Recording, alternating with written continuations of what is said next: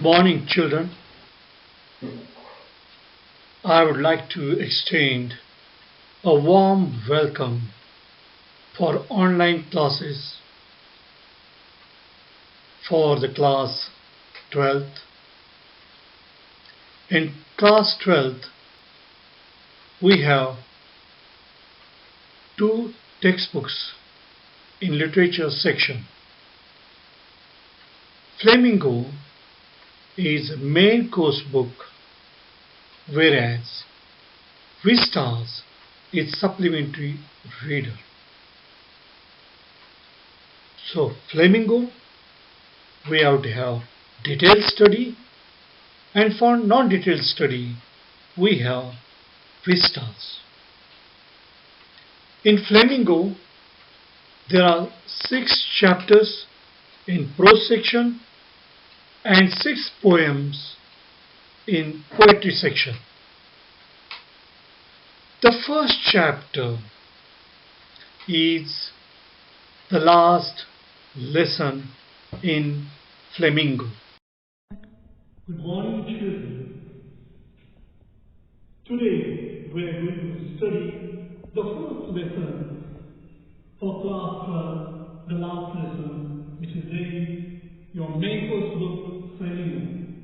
Alphonse Daudet is the writer.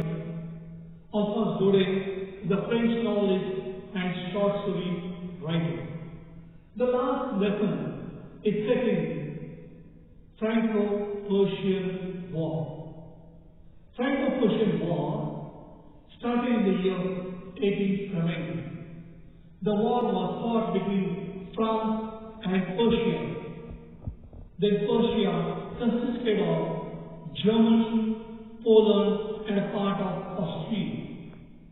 France and Prussia were at war. As a result of the war, 2 districts of France were occupied by Germany. French-speaking people of Alsace and Lorraine were imposed with German language. The order was passed from Berlin. The teacher, young Hammer, delivered his last lesson. This chapter deals with that, wherein he talks about the importance of his mother tongue. He says that the language is the key to escape from the prison of slavery. It is the key to freedom. He appeals his countrymen to acquire their own mother tongue and not to forget their mother tongue. And this chapter tells us about the importance of one's native language. Now let me discuss about the theme of this chapter. The major theme in this last lesson is the impact of war on people. Franco-Prussian War took place in the year 1870 and 1871. As a result of this war, the districts of Alsace and Lorraine went into the hands of Germans. Germans imposed German on French-speaking people of Alsace and Lorraine. Language is related to one's culture, and it is dear to one. Now, when people are asked to speak someone else's language with which they are not familiar, the dilemma they face. And here the French teacher tells, language is the key to one's freedom. Language is the key to escape from the prison of slavery. And he arouses the feeling of one's native language, love for one's native language. and he appeals the people not to forget the language. So the people suddenly realize the importance of their mother tongue. And importance of one's mother tongue is also a major theme here. What we see here, linguistic chauvinism. The practice of linguistic chauvinism is highlighted in this chapter. The people of Alsace and Lorraine are the victims of linguistic chauvinism. Linguistic chauvinism refers to pride in one's language, and this pride carrying too far. We can see here German is imposed upon the French-speaking people of Alsace and Lorraine. The order has come from Berlin that next year onwards they will be studying only German. The language which was dear to them, the language which was used for centuries by these people, that was to be discontinued, and only German to be taught in the schools of Alsace and Lorraine. The story of the last lesson is set in the days of Franco-Persian War.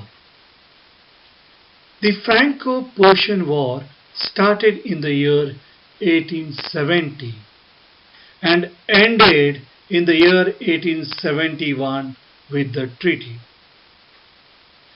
Persia and France were at war. Persia consisted of Germany, Poland, and part of Austria. In this war, France was defeated. The Persian army, under the leadership of Bismarck, won the war. The two districts of France, Alsace and Lorraine, became part of the Persia. And German language was imposed in these provinces.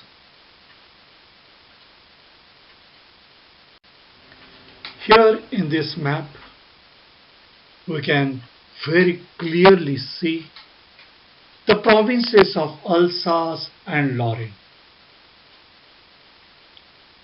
As a result of the war, of Franco-Persian War, the provinces of Lorraine and Alsace became part of Persia.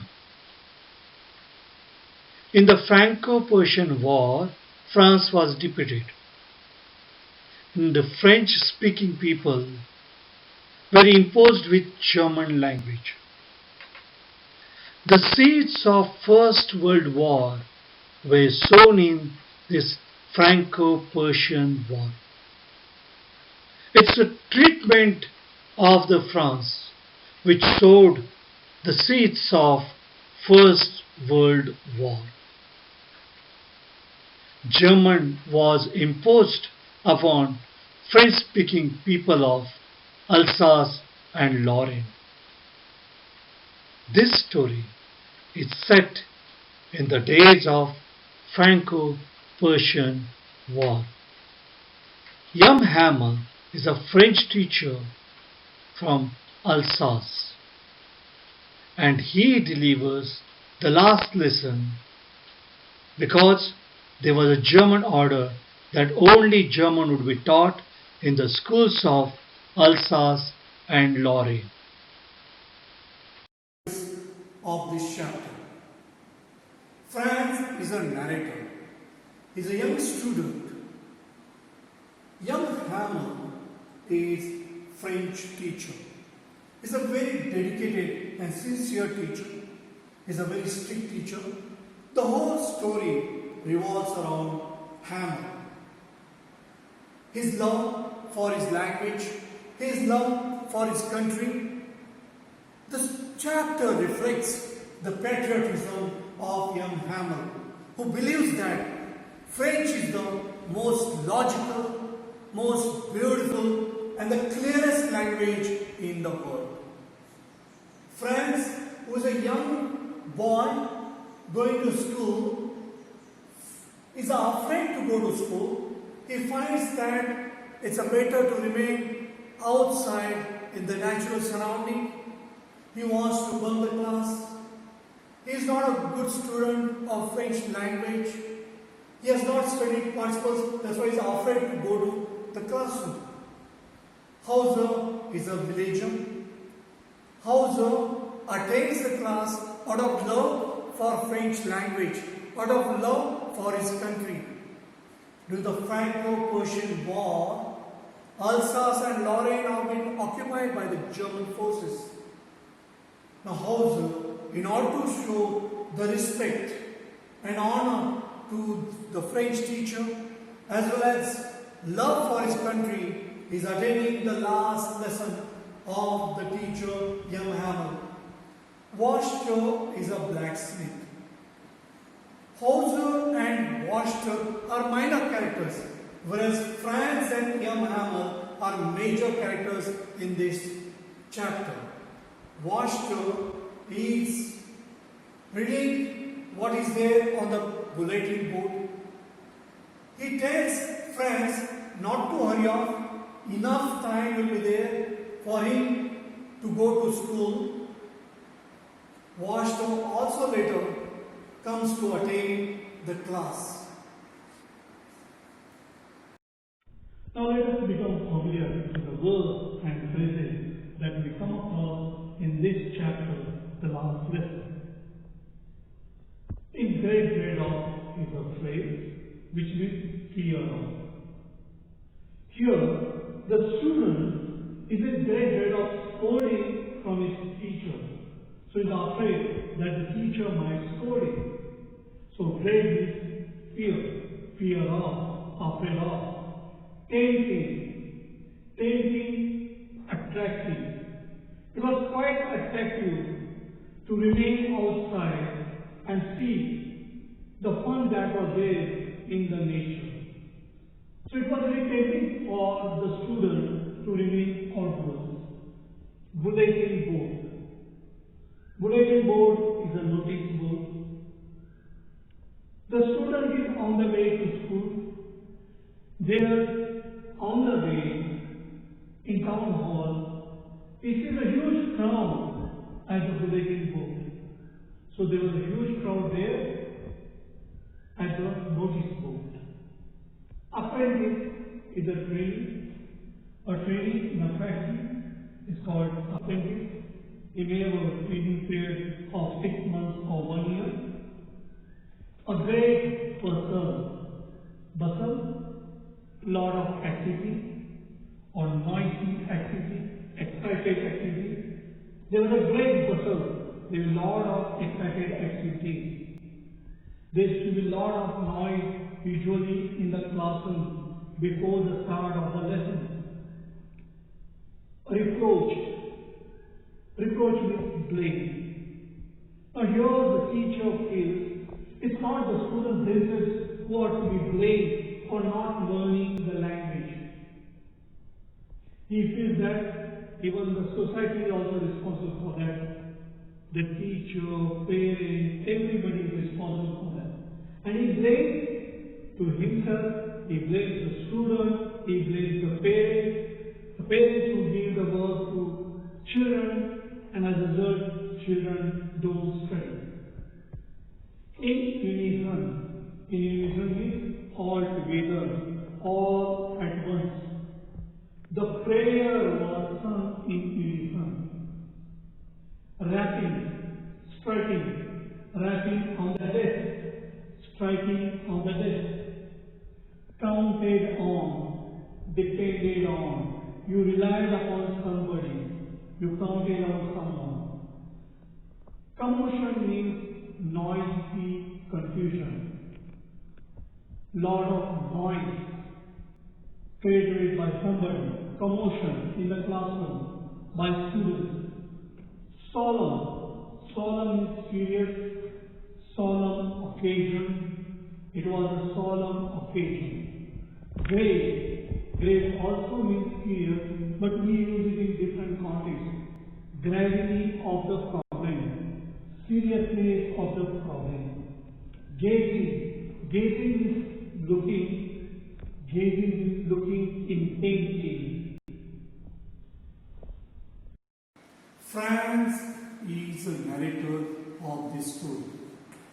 Franz is a young student who is going to school. He is afraid to go to school. He is late for the school. He is afraid because he thinks that he might get scolding from his teacher, young Hamel. Young Hamel is a French teacher. He is a very dedicated teacher. Now he has announced the previous day that he is going to take a test on participles.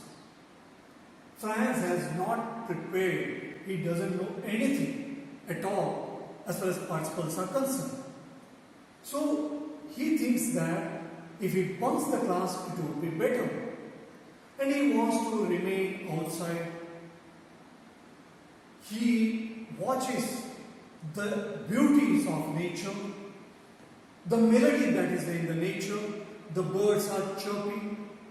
He also sees that the Persian soldiers are marching, and he feels that he should bunk the class on that particular day. But suddenly he keeps away this thought and he hurries off to school. On the way to school, there was a town hall, and there at the town hall there was a bulletin board, and a huge crowd was there at the bulletin board. They were reading what was written on the notice board. He remembers that most of the news, whatever they have got it from the bulletin board, have been banned. Lost battles, the draft, and when he feels that it may be matter related to that, and then he comes across their Washter, and Washter tells him there is no need for him to hurry off. By the time he reaches the school, he feels that it's an unusual day, because there in the school he finds that young Hamel on this particular day is wearing beautiful attire. He is wearing a beautiful coat, embroidered cap, frilled shirt, and he feels that it was all quite there. It was totally unusual.